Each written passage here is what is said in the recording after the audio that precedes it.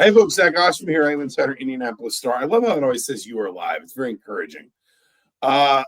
This is Mind Your Banners. Forgive us, we haven't gotten one of these. We've kind of been all over the place a little bit the last few days. And Mike, I know you and I have been planning a Mind Your Banners where we would debate Indiana football's pre-spring practice 2D. This will not be that Mind Your Banners. Well, that's what I came for, so I'm out. You're gone. You're putting away your 4D depth chart.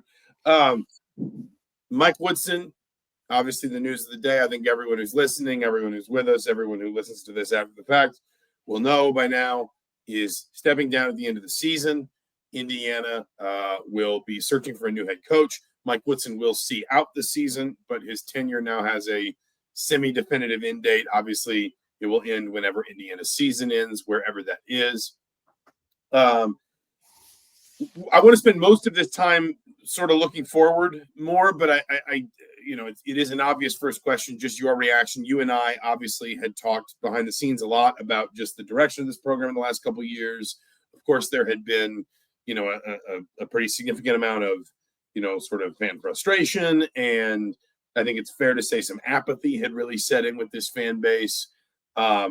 But at the same time, I mean, it's not a small thing for a coach to leave, and it's certainly not a small thing for something like this to be announced in season. So what's been your reaction to kind of the last 24 hours and maybe the way it all kind of culminated here this afternoon and evening?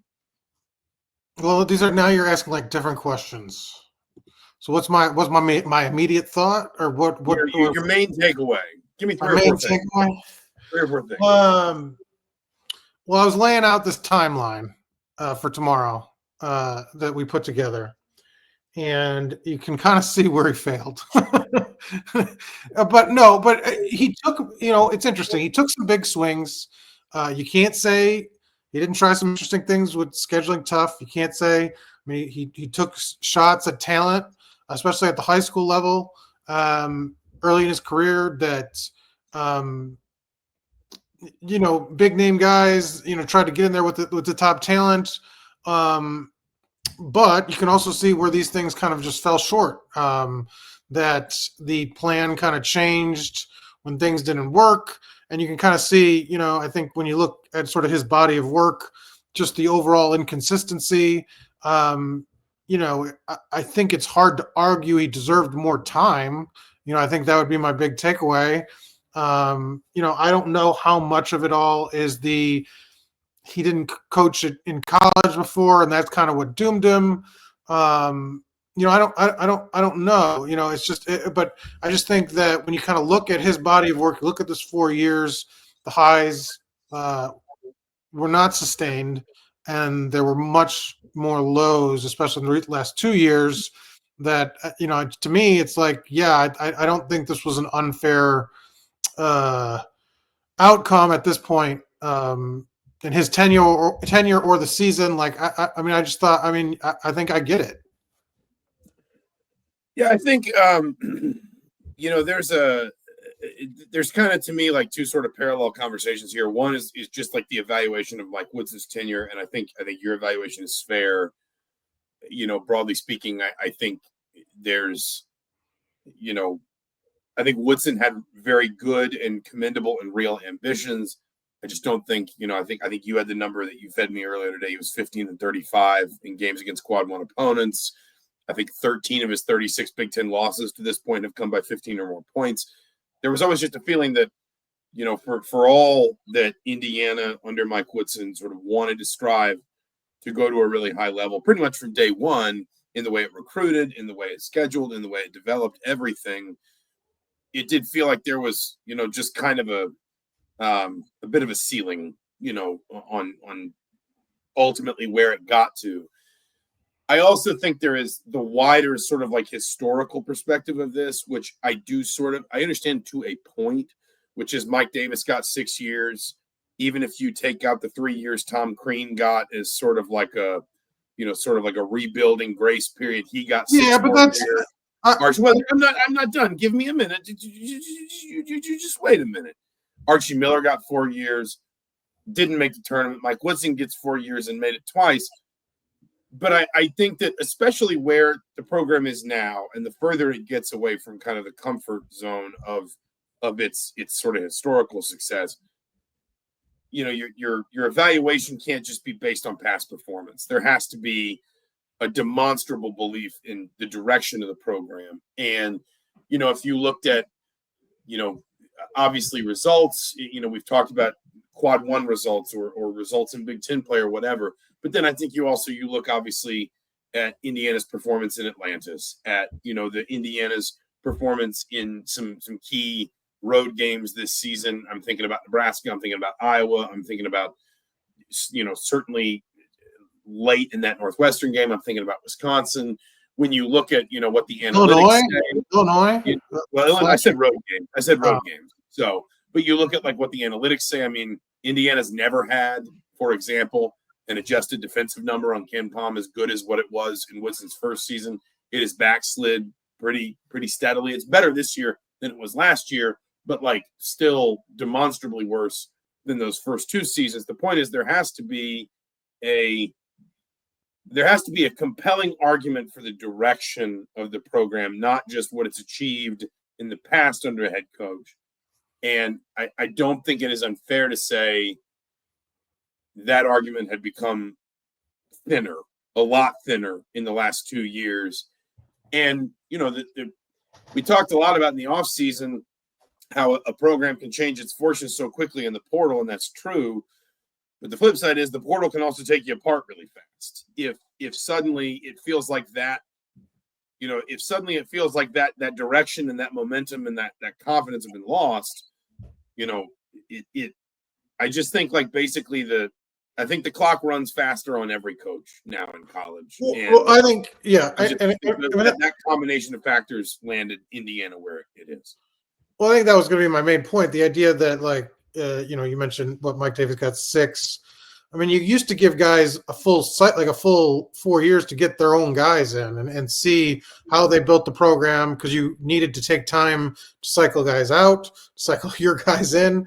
Now, I mean, you can do that. Like you said, it could be to your detriment, but it's not when you're Indiana and you have a war chest that's bigger. Like Indiana has more advantages now possibly than they did before because they have more money. And so, if you're a team at a disadvantage with NIL, I think maybe you could say, look, the timeline still should be the same because we're dealing with, or we're at a lower level where it's like if you're a MAC team, like anybody that's good, somebody comes swooping down and take them. Indiana can play defense like that. They can, match offers. They can, we saw, I went through, they were the only school with 3 top 25 transfers according per 24/7's rankings in the last cycle. So I think that they have actually some built-in advantages where you can kind of say I don't and they didn't go the high school route where it's like if he was sort of like steadfast, we got to build through high school recruiting and that takes time. He kind of abandoned that, right? Like he took too many swings, I feel like, with those bigger guys, didn't have a sort of plan B, went to the portal, and that's kind of where you end up. So I don't really know. I'm not sure if I was Mike Woodson right now, obviously you're upset just because you feel like you might have got the short end of the stick, but where did the Indiana fault him? Why should he have gotten more time? What were the what's the argument from his perspective where you're trying to put yourself in his shoes, other than that, he had been here and I think that's something I think he believes that he deserved, as a player here to sort of work his way through it. But what else? I mean, do you know my point? What else? Where did they? You have to work your way through it a lot faster anymore. And this has kind of been, and at times was in the last 2 years it talked about, we're still trying to figure each other out, and it's like, well, you don't have that kind of time to do that anymore. And I've had fans who've said the problem is the players. They're all, the word that gets thrown around a lot is mercenaries. And it's sort of I don't really have time for that either when you see Illinois having success with transfers, Michigan having success with transfers. Wisconsin, when you look across the street at the football, I mean, you literally had, whoa, he's gone. All right, we're going to have to vamp for a second. I hope he can get back in. That is a good question. We'll see if he texts. I mean, the football team's a good example in terms of here he comes. I'm back. Sorry, I accidentally Included yourself. I was trying to like bounce between tabs on my Google Chrome and accidentally closed the window. So My point was just that, like, the football team. When you look across the way, football teams have. They're bringing in 50 guys now. Some teams, Purdue just did it again, and you see these huge numbers. Like, I don't think basketball teams have that excuse when. Especially, Woodson kept a good core from last year, and I know they had new faces, but I don't know. I don't see where the arguments are. Like you said, you talk about things pointing in the positive direction. They had one recruit for most of the year locked up for next year. They just got the second. There wasn't a lot of signs that said, like, what could he have pointed to when Scott Dolson was like, "Where are we going?" That's to me where he gets tripped up. I don't want to linger like too long on, kind of this sort of past / present, because ultimately, like, a lot of the past, I think we've just kind of hashed through for, months now in terms of what contributed to this, sort of the context behind this decision, and a lot of the present is just going to have to unfold. But I do want to talk about this. Justin Beard says, "I'm curious as to know how the team will come out and play with all these distractions." The last thing I kind of want to talk about with just the way things are right now with Indiana is what this does for the course of Indiana's season. Because, on the one hand, I understand anybody who says these are distractions. On the other hand, I wonder if it relieves some pressure. And I go back to not a lot of programs have an analogous season to this one, but Indiana does. The 2006 season, Mike Davis announces, I believe it was before the Penn State game on February 15th, that he planned to resign at the end of the year. And, that he would coach out the season, but that, he was going to kind of give Indiana a pretty sort of comfortable on-ramp to search for his replacement. And, that Indiana loses that Penn State game. It loses its next game. That's a stretch of 7 losses in 8 games. And then Indiana tears off 5 in a row. And if our friend Eric Sears here, maybe he says differently. I was a freshman in college. The impression from the outside in, anyway, was that team was actually kind of benefited from that clarity and that certainty and that idea that, like, the big looming shadow kind of evaporated. And, beat Michigan in that stretch. It won at Michigan. Or Michigan State in that stretch. It won away at Michigan in that stretch. Beat Wisconsin in the Big Ten tournament, beat San Diego State eventually in the NCAA tournament for losing a pretty competitive game, actually, to Gonzaga. My point is, it will be fascinating to see how Indiana navigates these last at least 9 games, 8 games, plus presumably a game in the Big Ten tournament that, I think it would be kind of hard on their current trajectory to miss the Big Ten tournament at this point. I could kind of see it both ways. Like, I could see it being something that does become a distraction and becomes, kind of contributes even more towards certain things slipping away. I could also see a world, though, where this just relieves enough pressure for everybody to go out and just sort of, I don't want to say enjoy themselves, but, like, not have to play tight, not have to be worried about, these sort of bigger questions, and just say, hey, listen, between now and the end of the season, what we have is what we have, and let's just go make the most of it together. I guess, but I mean, like, at some point, like, they had a chance to sort of salvage this season and make a tournament against some teams that were lesser than, and they couldn't muster up, the fight, the effort, the focus to win those games. So it's like, I mean, we've kind of seen they're not very good right now, and like you said, maybe the pressure's off, but, like, I mean, they're not playing a bunch of easy teams. Washington's probably the easiest game left on their schedule. Have kind of a tough stretch here. And, you just felt that if this team was going to kind of, pull itself out of it and had motivation, like, I don't understand how the tournament wouldn't be bigger motivation than sort of like feeling better because, what Mike Woodson's future is. I don't know. That to me is just, I'm not predicting. I'm just yeah, saying, I can see it going both ways. Yeah. And I mean, or it could just be middling, and it's just kind of more of the same. And we've seen what this team is. So I don't know. I think it has the potential to be what we've seen. I think that's probably the most likely scenario. Like, do you feel like this team is capable of winning 5 in a row here at this point with the schedule it has in front of them? I do. Well, I don't know about 5 in a row, but like, for example, if you said, could Indiana win 6 of its last 8, I wouldn't have a ton of trouble believing that because 5 of those are at home. And that had, I mean, that, like, we always talked about, like, the schedule was so lopsided with road games at the beginning, and it was going to be a little bit more forgiving kind of at the end. 5 of their last 8 and 4 of their last 6 are at home.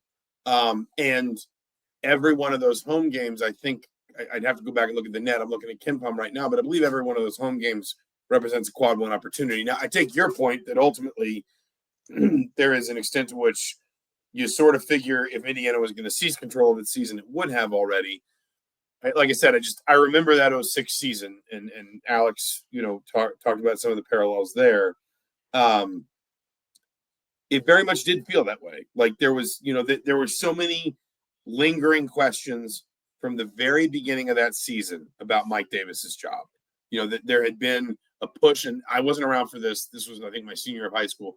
But there had been a push when Indiana started 2-6 and finished 15-14 in 2005 to basically get him out then. And Indiana had elected to give him one more year. They went to the end. They lost in the first round of the Big Ten tournament, and they went to the NIT and lost in the first round of the NIT. And he came back in 06. They had a couple good transfers from Auburn. And they had some big wins early. They beat Illinois. They beat Ohio State. They beat Michigan. They beat a decent Butler team on a neutral floor. They played Duke. That was a really good Duke team. They played it really close. There are people who still swear that when Marco Killingsworth converted a dunk at the under-8 timeout in the second half, it's the loudest they've ever heard Assembly Hall. They were 12-3 and 4-1 in the conference, and then it just kind of completely slipped away from them. But again, there was kind of a sense after the questions around Davis were resolved that the season was kind of almost just kind of more savable because everybody felt a little bit less pressure. And it would be fascinating to talk to Eric about that because Eric Soar, who's on IU's radio network broadcast now, Eric was on that team. I guess I disagree with like the comparison in the sense that, most of this team didn't have to deal with like the ugliness of last year. So that wasn't really weighing on them at all. No, but it's still the climate you're living. So it's like, and hold on. I still think it's the environment you're living in. Right, but the environment was pretty good.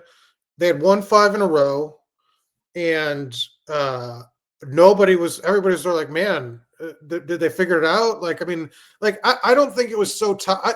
And I wasn't here for that era, so like, I don't know. But like, it never felt to me toxic or distraction level worthy until that Illinois game. Like the rest of the season, the fans gave them a chance, more than one chance to be like, we're in, right? After that South Carolina game, they're going to battle for Atlantis. Like we're on board with this team. This team has potential. Terrible, right? Come back. Fans are like, all right, we're going to do this again. And then they roll off that 5-game win streak. And it's like, we come home from that Penn State game and fans, I thought they gave this team every opportunity. And I don't really know that distractions are an excuse for sort of their performance because I don't think it's been – the Illinois game was ugly, but I also think that was deserved. And that was sort of the first point in the season. And it was sort of, 2.5 months in that it got to that point. So it's like I don't think like – they weren't booing Mike Woodson every time he was on the floor for the first 2.5 months. It was like sort of like, yeah, like if he doesn't get this turned around, there's questions about his job. But they were willing to embrace him up until the point where it just looked totally lost. But they lost. They were down. You might be right. I mean, like, listen, history will tell us. Like, hindsight will provide the context we need, and that's. But one thing you said, and I want to ask you a question about this. You said apathy had set in. And do you really think that? Because, like, I mean, apathy would be like they didn't care. And it's like, to me, like you saw at the Illinois game. Yes. The answer is yes. And I wrote this after the Illinois game. Until the Illinois game, I had been struck through the first 2 months of the season by how little emotion there was inside the building. I recognize they weren't playing a ton of heavy hitter opponents, but like, you covered games I did too, where like the student section was less than half full. The balconies were scarce. It was hard. Like fans weren't really engaging with the games. like what was striking about Illinois was it was the first time it felt like that building was really charged all year. And I mean, I had a number of people remarking to me over those first 2 months, you know, just like how, I mean, like the attendance levels had never been so consistently that low. The crowd had never been so disengaged. And then suddenly, like, boom, it goes from that to undeniably, sort of extreme anger and frustration kind of all vented at once. And then on the backside of that, you get Maryland, which I think, as you pointed out in real time, was kind of the moment when it felt like the fans got like, sort of tried to give the team a chance, almost like tried to get behind it again. But no, I absolutely think, I mean, apathy was, to my mind, absolutely the word I would assign to the first 2 months of the season. And then Illinois was startling in part because it was such a shift up in tone from what it had felt like I'd seen, even like a Rutgers or a USC, where it was like, double-digit home wins, Big Ten opponents, whatever. There was still just like not the energy you would normally see for an IU basketball team.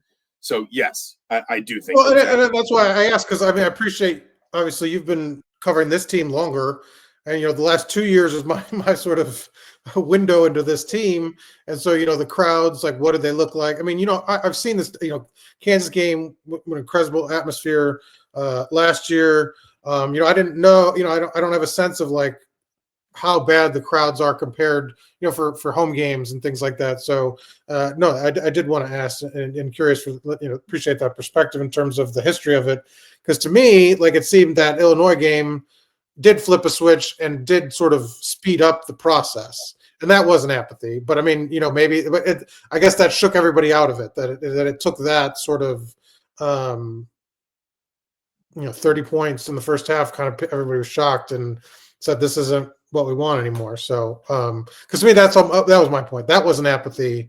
But you do make a point about the crowds obviously are less than this year, for sure. Last 2 years, because I think and again, it's not just like attendance; it's also like engagement. It just, I mean, right, yeah, there was such a low level of energy in the building, and again, that's what to me made Illinois, and to a certain extent Maryland, like sort of like outliers in their own way, was that suddenly you saw that shift. But I think Alex makes a good point. I think Atlanta's, very much kind of disenchanted a lot of people from the idea that this was going to be very different. I mean, I think that, I don't want to say like Mike Woodson, had no chance once he got back from the Bahamas.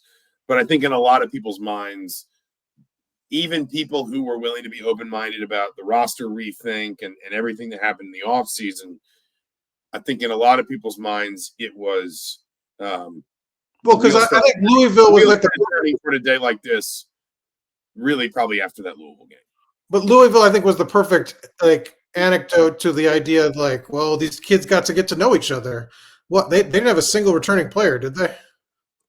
I don't remember. They might have had one, but if they did, it was like one or two. Yeah, and so I mean, probably their two worst losses of the season are the two teams that have been most remade by the portal, because Illinois is in that boat too. I think they have one returning player. So so it's like you have your worst loss of the season. I really want to move on in a minute, because I don't want to get bogged down in like this has already happened, and ultimately I think it's more valuable to talk about what comes. Well, we do have like 4 weeks to talk about the future now. The most lopsided loss of the season is to a team that was completely remade by the portal, and then the worst home loss of the season, one of the worst home losses in the history of Assembly Hall, was to another team that was almost completely remade by the portal. So I mean, it's undeniable. I think what's on a lot of people's minds ultimately is where it goes from here. And you're right. We have time. I don't want to talk candidates tonight. Forgive me, anybody who's here looking for hot boards or whatever. You can find that. Mike and I collaborated on a hot board, indystar.com/sports, heraldtimesonline.com.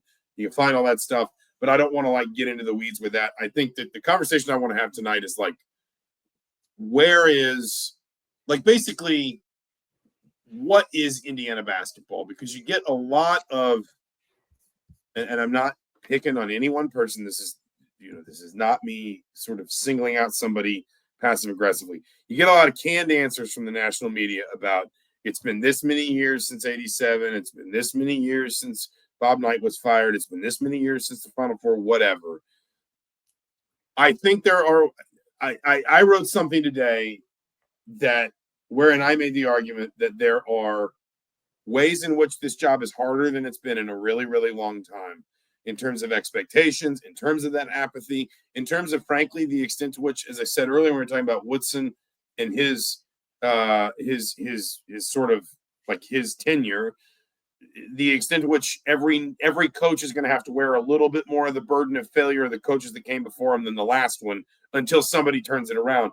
On the other hand, I think you probably have a fan base that's a little easier to please here. Like if you can just come out and play some modern, aesthetically pleasing basketball, get back consistently in the tournament conversation, and then use that as kind of a foundation for something greater, I think that earns you goodwill almost immediately.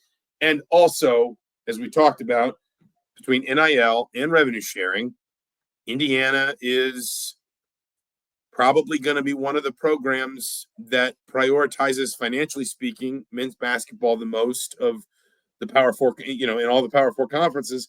That is going to appeal to coaches because ultimately, at the end of the day, the thing every coach is going to want more than anything else is the talent to be able to do the job successfully. So it is both in as tough a spot, I think, in some ways as it's been in a while, and also maybe as healthy or appealing as it's been in a really long time. And I find that compare and contrast fascinating. Well, yeah, I mean, because I think and Indiana has, Scott Dolson has talked to both of us about this, committed to the ceiling of the revenue share. The Indiana, is most Big Ten. I don't know of a Big Ten school that said they aren't, but I mean, you're going to hit the number. You're going to still have, in theory, kind of the collective bringing in extra on top of it, and real deals for these players. And basketball has been a priority. They've had no problems sort of as of yet. It's probably going to be easier to sell like real NIL with IU basketball players too. Like, and they've set up a lot of they've done a lot of the background work on that to make sure they're ready. And so, to me, like when you have that piece, like you just have to kind of find the right personality to deal with like the baggage that you're talking about. Because I think the big thing, the money's sort of like what makes the world go round. But in terms of college athletics, it really is like the A, B, and C of it all. Like, I mean, if you have the money, you're on second base, right? And on top of it, Indiana's not, you mentioned some of the baggage for the coach has to deal with in terms of the past. Like the facilities are good. You walk in here and people do care about basketball. You're not sort of struggling to fill the arena, because like the crowds are better even when they're bad at a lot of schools. So it's like to say that there's like 10, 12,000 people in the arena and that represents apathy is right. Apathy at most. Oregon I know somebody that would say Oregon would love that situation.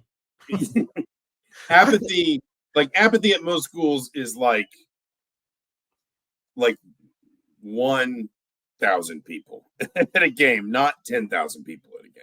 And certainly, this gets thrown around a lot.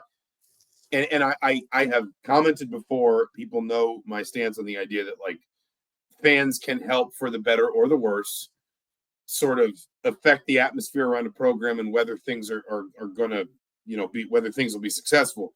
But I have a ton of time for the argument, like plug any other blue blood program into Indiana's last 35 years and tell me you don't wind up. Tell me that some places probably don't get more fed up with it. I mean, like, I'm not trying to be flippant, but ultimately they didn't have a one and done, other than, the rule breaker. It's like they didn't. Woodson got 4 years still, right? Indiana's been to more football postseasons in the last decade than basketball postseasons. It hasn't been to a Final Four in 23 years. It hasn't won a national title in 38. It's convenient because they won a national title. I was like 6 weeks old. So all I have to do is just remember how old I am, and that's how long it's been since Indiana won a national title. most programs, even ones with good history, would probably have their fans probably would have abandoned them by now. Maybe not your Kansases, maybe not your Kentuckys, your Dukes, but that's why Indiana, while I would not argue that Indiana's a blue blood at the level of like Kansas right now, that's why Indiana, I think, still gets at least some entry into that conversation, because the fan base can be weaponized for the good of the program, and that fan base most places would probably just be gone by now. And it's not at Indiana. It's not at all. How much does personality matter to the next?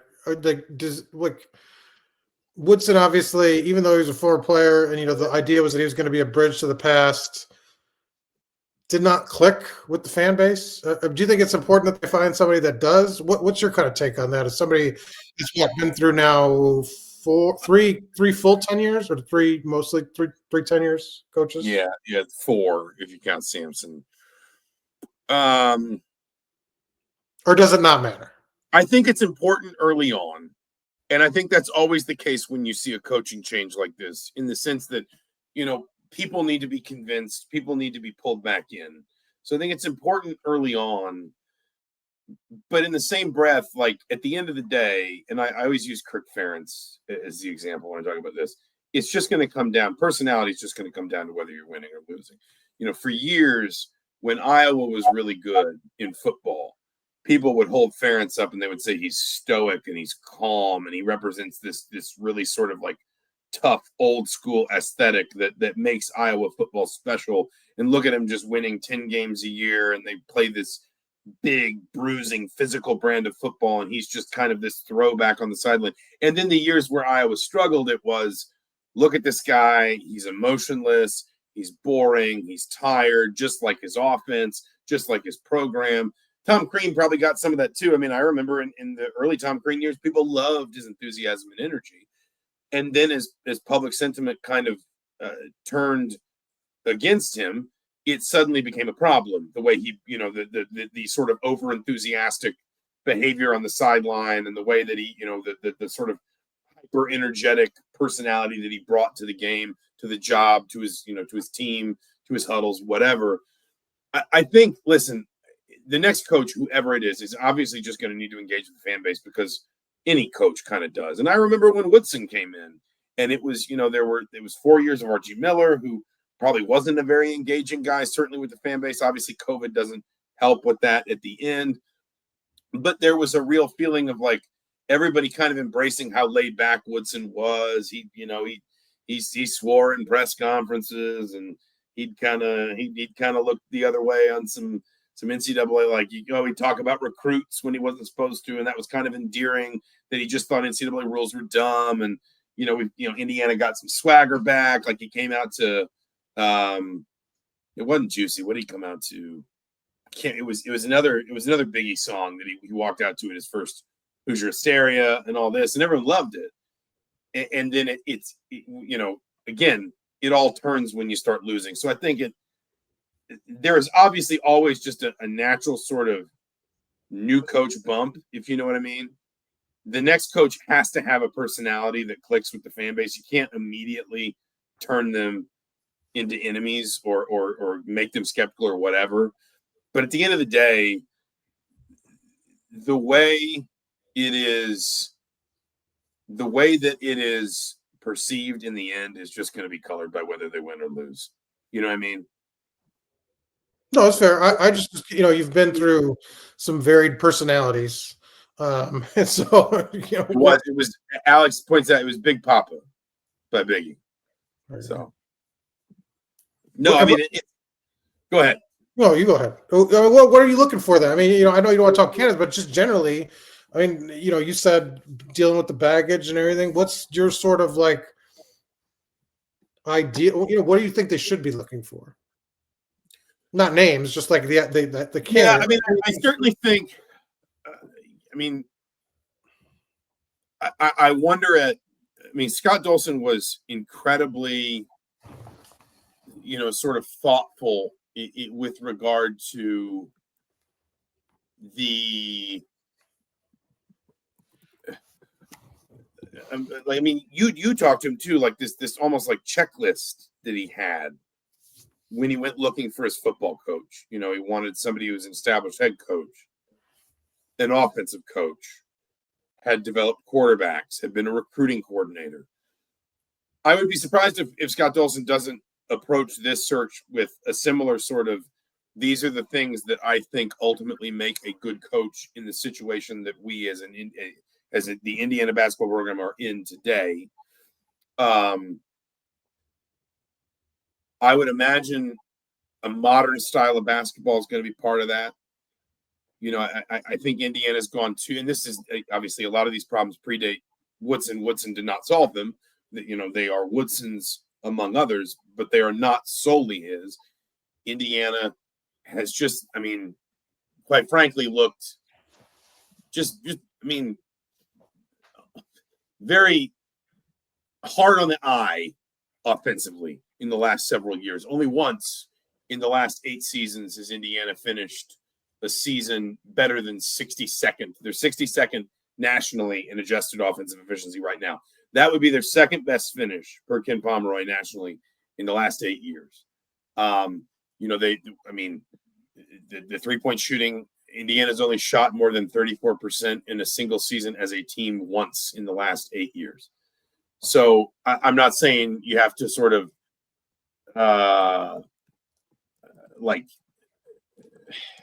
I'm not saying that you have to sort of prioritize, let's just shoot the ball, score a bunch of points, whatever.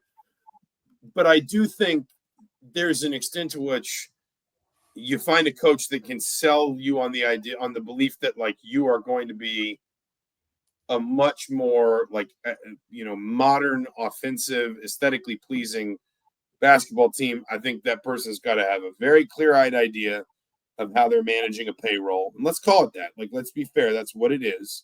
We've talked about it so much with football. Let's not act like it's not going to be the same way with basketball. I think it's another one where, that this person has to have a really strong working knowledge of how to run their own program. But that doesn't necessarily preclude a slightly outside the box hire like Josh Schertz or Ben McCollum at Drake, who, is only in his first year in Division I, but won 4 national titles, I think, across 13 or 14 years in Division II. This is where I kind of get into my TED talk, and I wrote about this last year in Kentucky hired Mark Pope. I wrote about this today. Historically speaking, jobs like these don't hire home runs, they make them. They don't hire great coaches. There are some outlier examples. Bill Self to Kansas, John Calipari when he goes to Kentucky.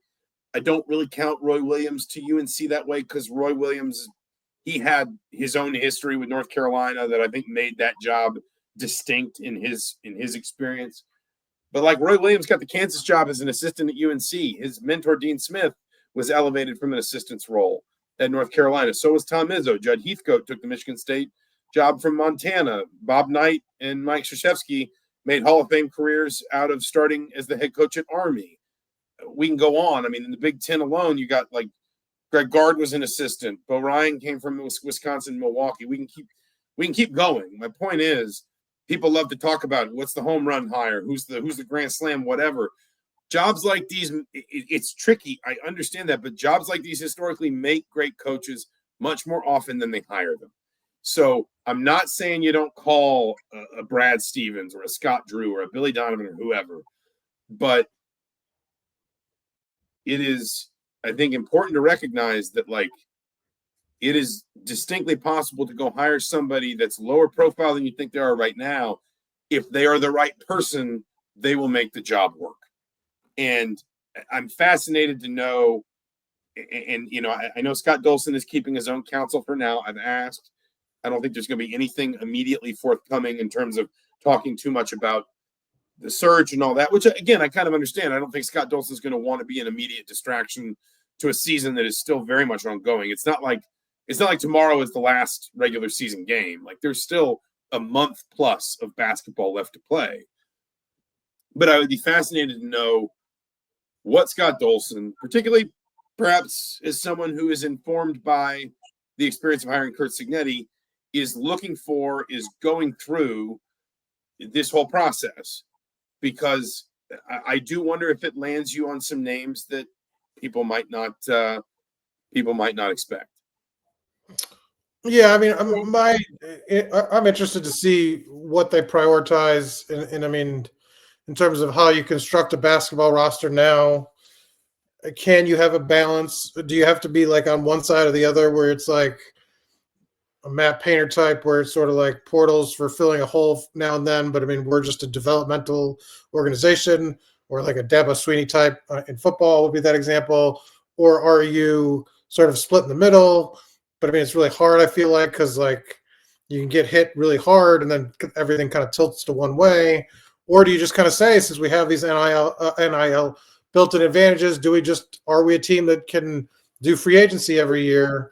That's sort of the balance that I'm interested to see which way they go, and the coach, the whoever they bring in, what that philosophy is. And I think the important thing is, because I think that what we've seen, or I've seen the last 2 years, is a guy that can, whether you have the money to know to spend it right and sort of build a roster that can come together. Because I think Mike Woodson, sort of the GM, didn't do Mike Woodson, the coach, any favors in terms of his like sort of like putting these pieces together. Because these rosters this last 2 years have just not. I've been very deficient in some key areas that he probably should have seen coming, and because I'm kind of the opposite of Curt Cignetti, where he just sort of last year hit all the right pieces. I know he brought a bunch of core group from JMU, but he filled in and hit. His hit rate was really kind of ridiculous. You can't probably expect that every year, but to try to be able to evaluate on the fly, read personalities. I think that'll be very important in terms of basketball, especially too, because the money, you have a smaller team, money can be very disparate between players, to try to help balance that all. What,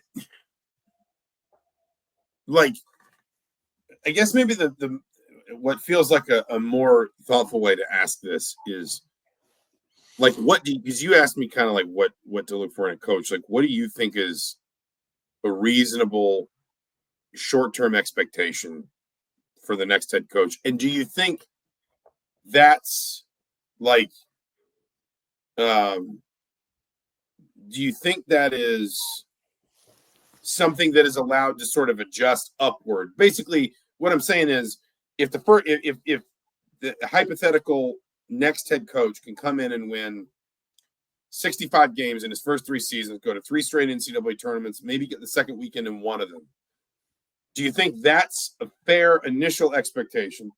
And then do you think that allows maybe expectations to ratchet up a notch once basically somebody gets enough of a grace period to lay a foundation? Or do you think it's something where they, because we know that the function of the portal and the way rosters are built now does allow for this, does allow for very quick success, and because ultimately, that is something that should be available to Indiana's head coach through these resources we've talked about, do you think the expectation is should be higher than that? Short term, in terms of what essentially maybe a coach is allowed to lay the foundation of before we either decide this is going in the wrong direction, it's got to change again, or this guy might have something, let's really back him.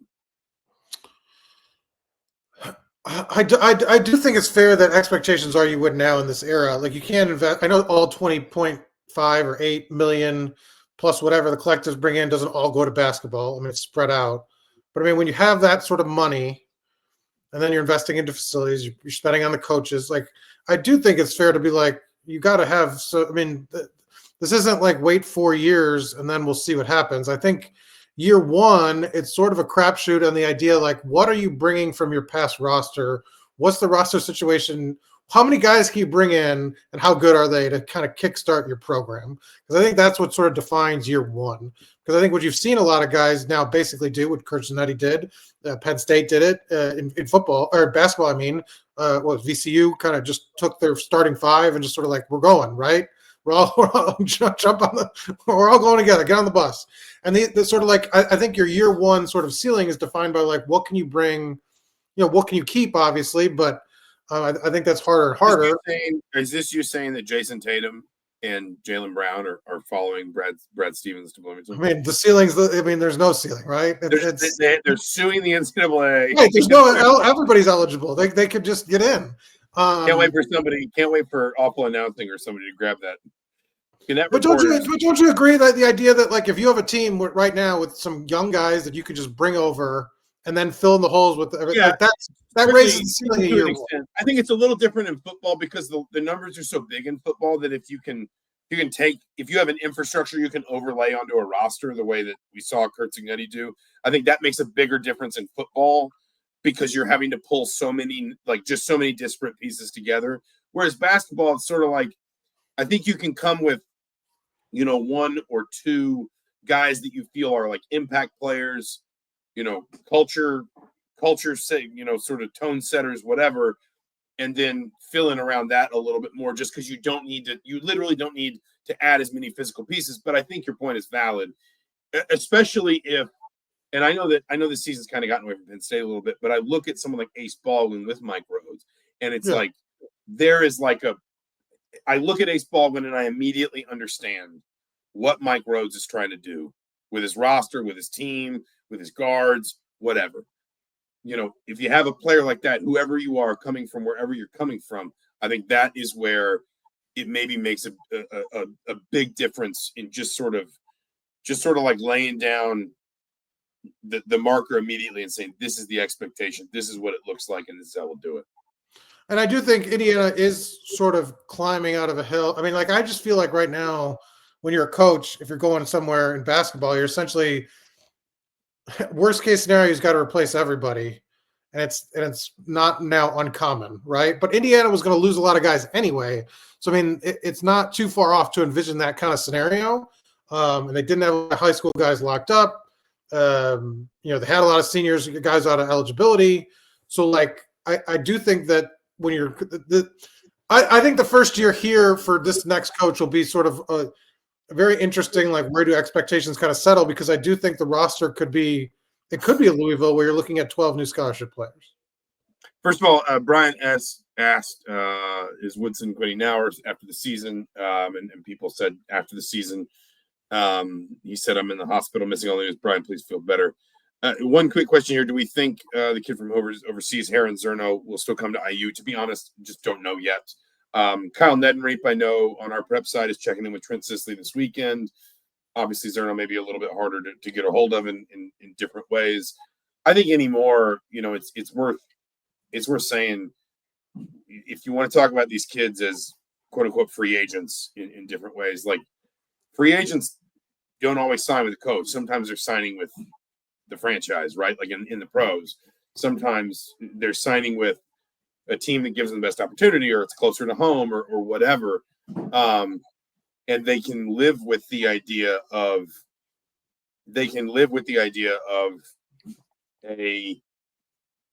some uncertainty in different areas of the program. So I don't know.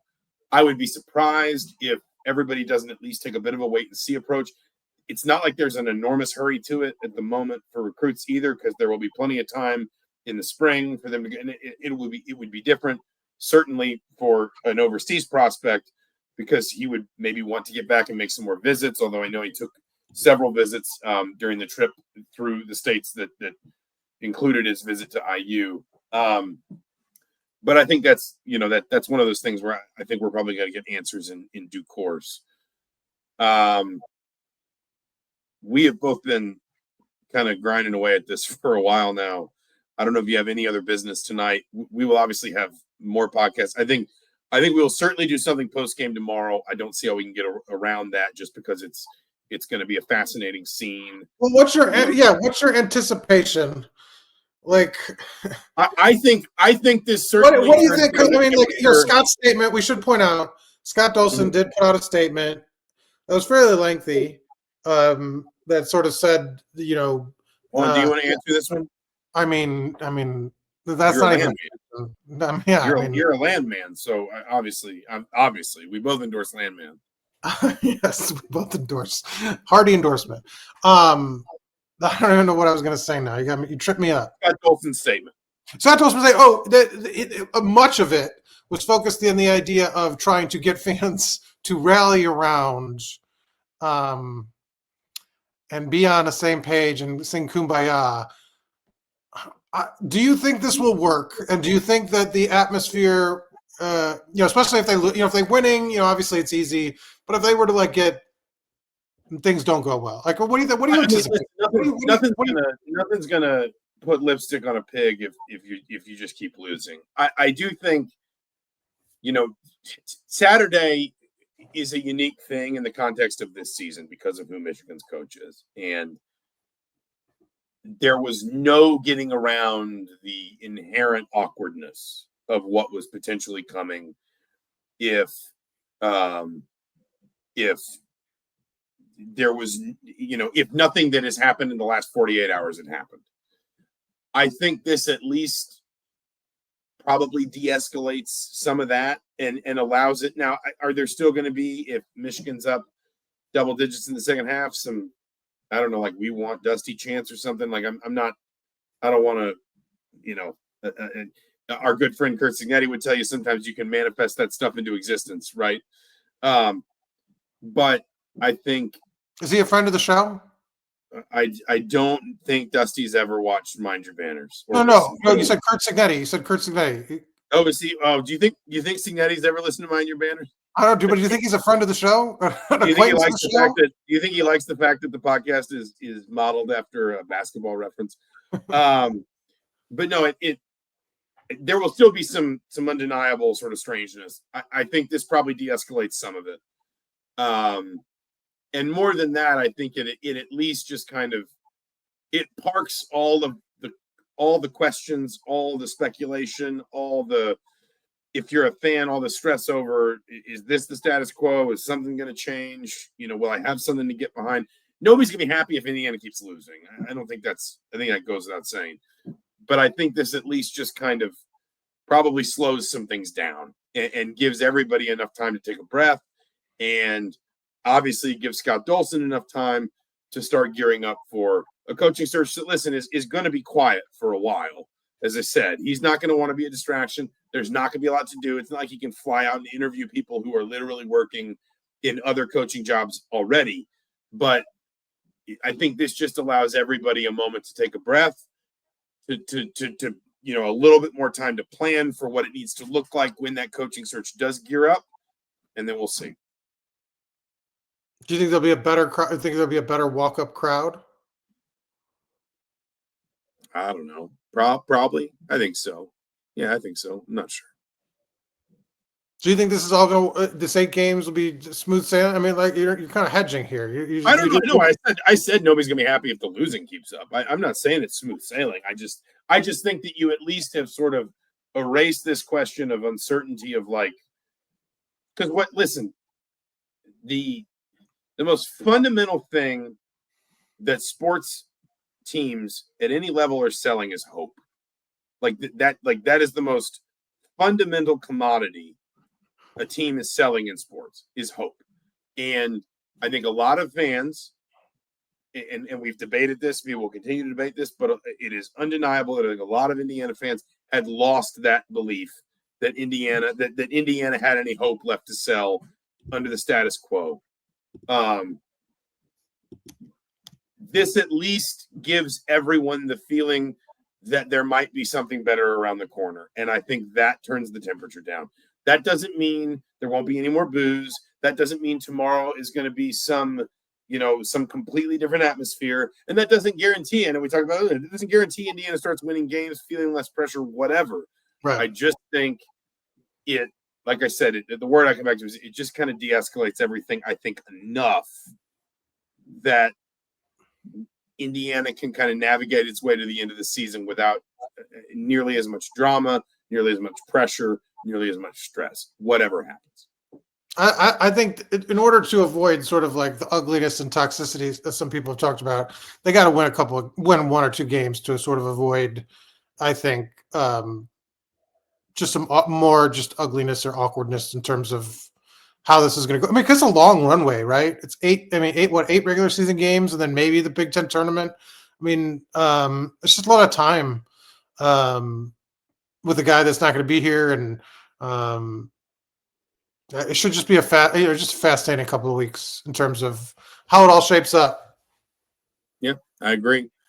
We'll leave it there for now. Obviously, we'll have a lot more to talk about in the coming days and weeks, and we will do a post game podcast after Michigan, just because I think I know it's only going to be like we're literally going to post it like 18 hours after this one, but there's no getting around needing to be able to talk about whatever happens tomorrow.